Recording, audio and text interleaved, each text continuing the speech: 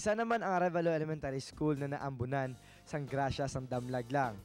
Maswerte ang masobra 1,400 ka mga estudyante nga sila ang napilian sang Rotary Club of Metro Iloilo kag sang aton mga abyan nga Koreans. I'm from Korea.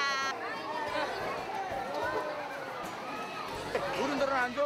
어른들 왜 안 줘?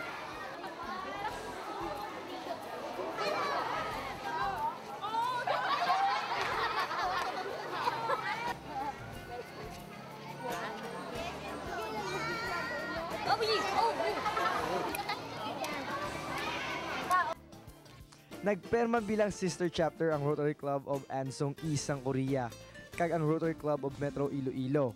Ang ini nga programa gali ang isa lang sa pagpasalamat sa mga Koreano sa mga taga Iloilo. Hambal pa gani sang ila president. 일로일로 이 학생 급식 프로그램에 와서 이런 일을 직접 봉사하고 나니까 더욱더 새로운 감회를 느끼고요.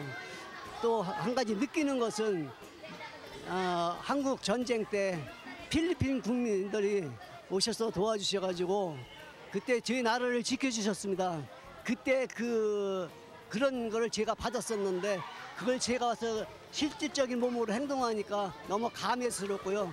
다시 한번 찾아와서 이런 프로그램에 계속 동참하고 싶은 마음입니다. Translation please. He said, we feel that very thanks to Iloilo people. And he said like about in 1950, when Korea had a war against North Korea, a lot of Filipino soldiers came to South Korea and helped us.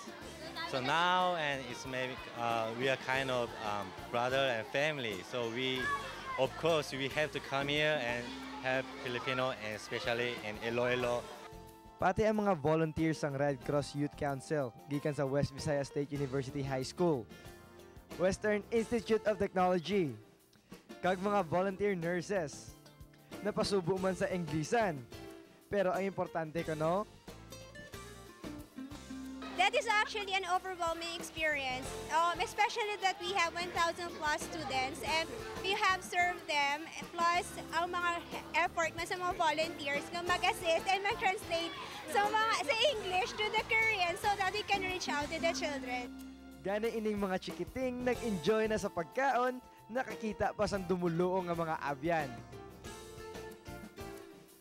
Kapasalamat kami sa taga-Korea kay nagatag sila pagkaon sa amon. Na lang.